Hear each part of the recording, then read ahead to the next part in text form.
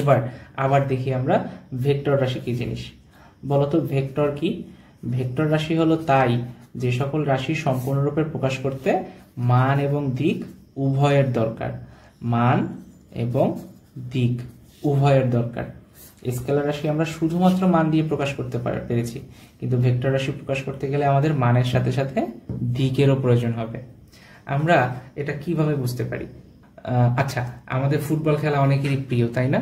তাহলে এবার চিন্তা করো তো, যখন একজন ফুটবলার একটা বলে কিক করে তখন বলটা কোন দিকে যায়? ধরো ফুটবলটাতে একজন প্লেয়ার কিক করলো, এবার ফুটবলটা যখন কিক করে সাধারণত কি হয়? গোল পোস্টের দিকেই তো গোল করার জন্য কিক করতে হয়। তার মানে যখন একজন ফুটবলার একটা ফুটবলে কিক করে তখন সে মূলত ফুটবলে বল প্রয়োগ করে।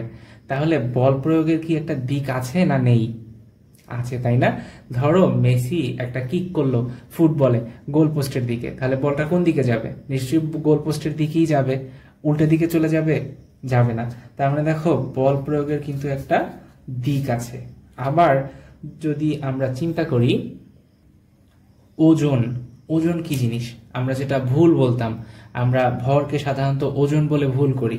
আমরা যারা একটু পড়াশোনা করেছি, বিশেষ করে পদার্থবিজ্ঞান যারা পড়েছি, তারা মনে হয় জানি ওজন কি। ওজন কি বলতো?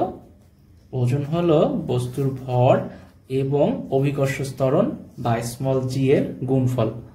তাহলে এই যে ওজন, এর কি দিক আছে না নেই?